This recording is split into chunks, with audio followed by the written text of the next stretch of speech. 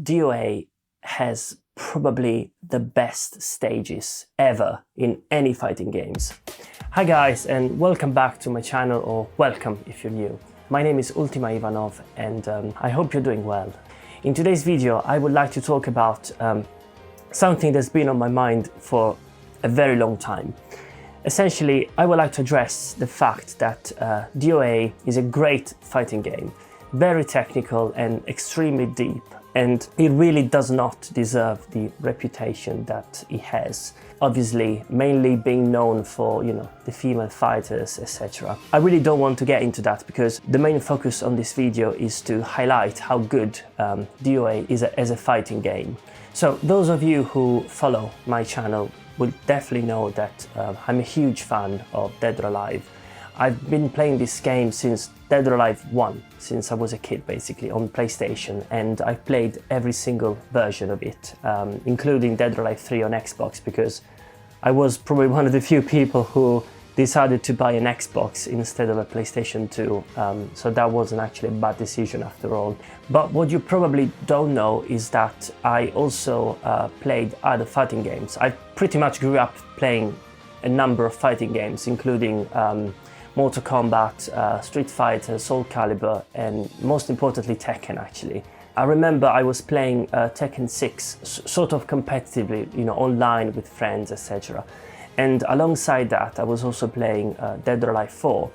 And for a number of months I was playing basically both games, and at the end I kind of decided just to stick with one game and get really good at it. And the game I chose was actually the one I found more fun for me, and it was Dead or Alive 4, which was quite a controversial decision because at the time we were all playing Dead or Alive 4 without knowing that there would be a sequel, there would be a Dead or Alive 5. It was very much similar to the situation now, where we're all playing Dead or Alive 6 without knowing if there will be a Dead or Alive 7, essentially. We can just hope there will be a sequel or a reboot, whatever that will be.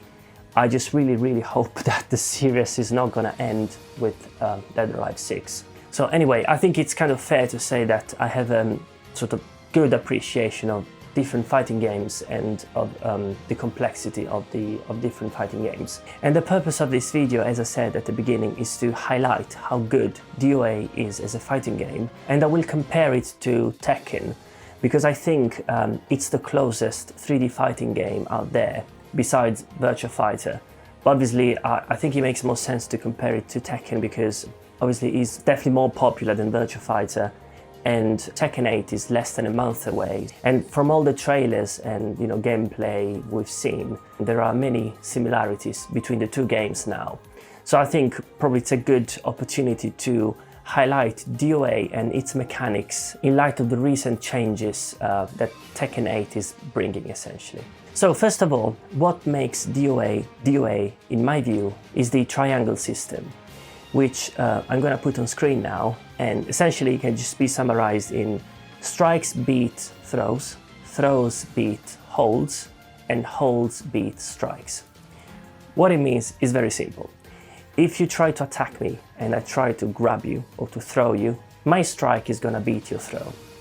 If you try to hold while I'm striking and you guess correctly or you react correctly, your hold is gonna beat my strike. And if you try to throw me while I'm holding, then my throw is going to beat your hold. So this on its own makes already for a very solid gameplay. It's like rock, paper, scissors. And this is something obviously that's very different to Tekken. The other thing that makes DOA unique and stand out are the holds. So every character in DOA has the ability to perform holds, and there are 4 levels of holds. So there are high holds for high strikes, mid holds for mid strikes, and that's differentiated between punches and kicks, and then low holds for low strikes. And in addition to that, a few characters have the ability to perform sort of expert holds, which are a more powerful version of regular holds. So the presence of holds in the game stops the other players from button mashing or being too predictable, because if you are too predictable, I don't have to guard your attack. I can do more than that. I can actually hold it, and I can inflict damage without attacking myself. So that adds another layer of complexity to the game, which is very important, and I think it needs to be highlighted for DOA. So in this sense, DOA I think is actually superior to Tekken, because Tekken does have holds as well, but only few characters have them, not all of them. And certainly they don't have the number of holds that are present in Dead or Alive. The other thing that differentiates the two games massively is the stun game. So in DOA there are stuns. So basically certain hits have the property to basically put the opponent in stun.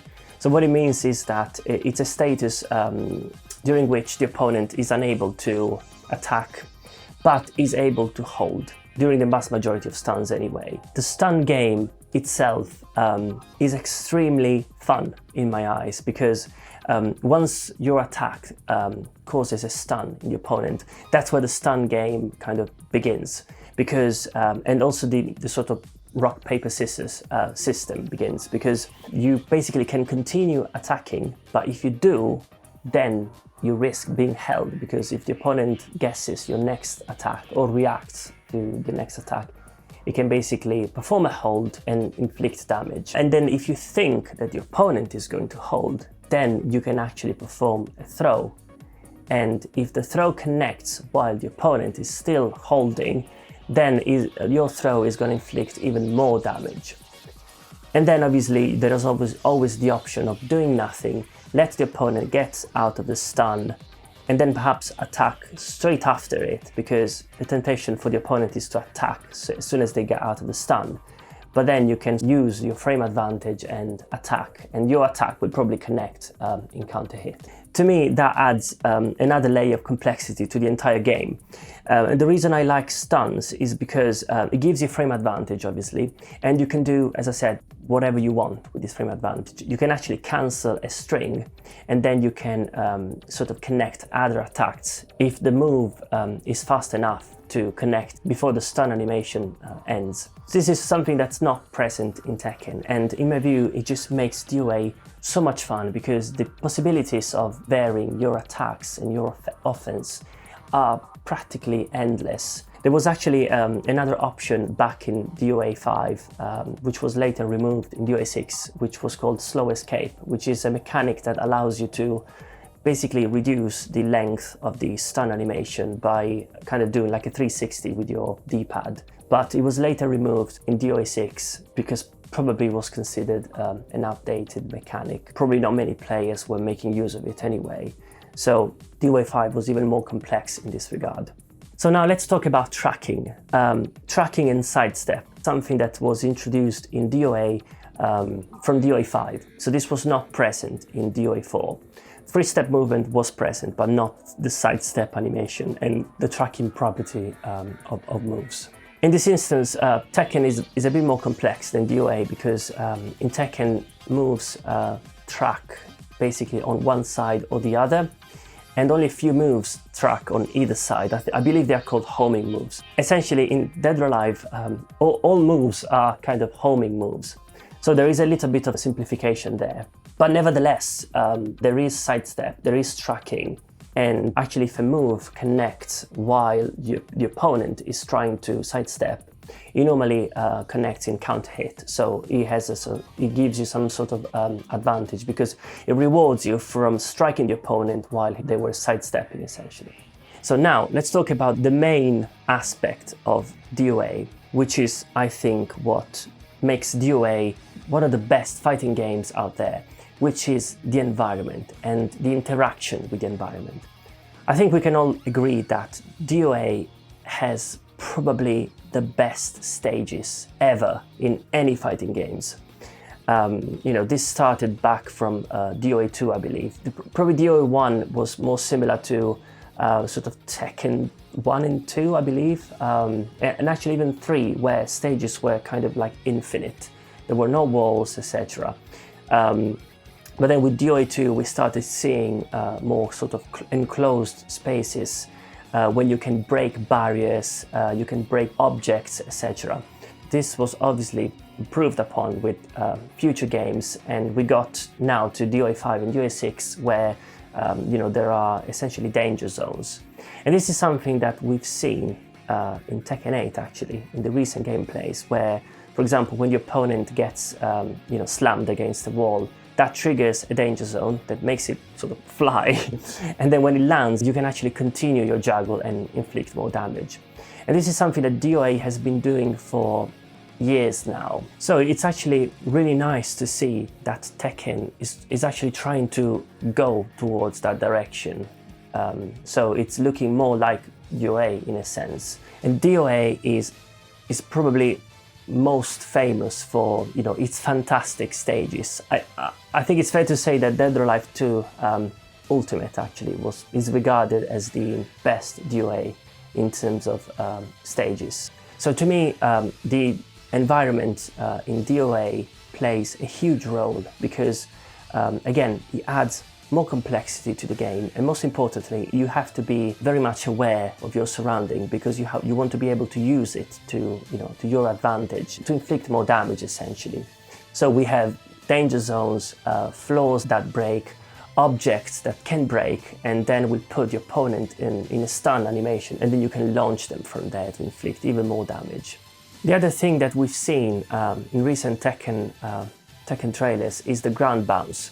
This is a mechanic that is also present in DOA, where you have essentially explosive floors in certain stages where certain attacks are able to trigger like a ground bounce that makes the opponent unable to tech roll. And then you can continue juggle them for more damage. So again, this is all part of being aware of the environment, which includes explosive floors. Another thing that was introduced in Dead or Alive 6 is meter, which is something that we've actually seen in Tekken 8 as well. So I don't know how everyone feels about meter, but I guess in a 3D fighting game, it does add another element of complexity. And I think that statement is very true because if you take, for example, Dead or Alive 6, when the opponent has a full bar of meter, they are able to perform a break blow. Half a bar of meter, they're able to perform a break hold, which removes the guessing element of the holds. So you can just perform a break hold and then being able to counter any strike without having to guess. So obviously when the opponent has a break blow, which also has parry's properties. So what it means is that if you're attacking me while the break blow animation is coming out, there are certain active frames that basically work as a parry.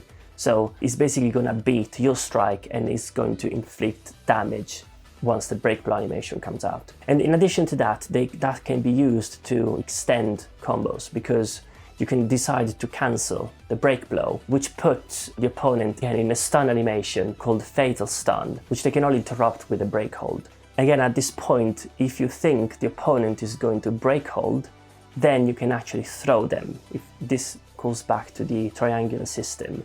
Whereas if you think they're not going to do anything, you can just continue your offense or launch them again for another juggle essentially. All these things to me make for an extremely complex fighting game. Oh, and another advantage of DOA compared to Tekken, this is purely my view, is that it only uses fewer buttons. So it's very simple to play on a controller. I know that to play Tekken, you kind of have to hold your controller in a certain way to be able to press all the buttons. I think it's called the claw grip. Or you can just use an arcade stick, which is probably more comfortable in a sense. But with DOA, you don't have this problem because you can just use a controller, just hold it normally as you would with any other games. And I really don't think this takes anything away from the game. Just because it has fewer buttons, it really doesn't mean anything. So guys, I didn't want to make this video too long because I think everyone knows that DOA is a great fighting game, and unfortunately just not many people give it a real chance because obviously all they can see is the female fighters, etc. But I would really encourage you to give it a try, play the game for a week or a month and see how you feel about it because in my view it really is almost as technical as Tekken, and personally I also find it more fun. So I hope you enjoyed this video. I really wish you a nice rest of the day, and I'll see you in the next one. Bye.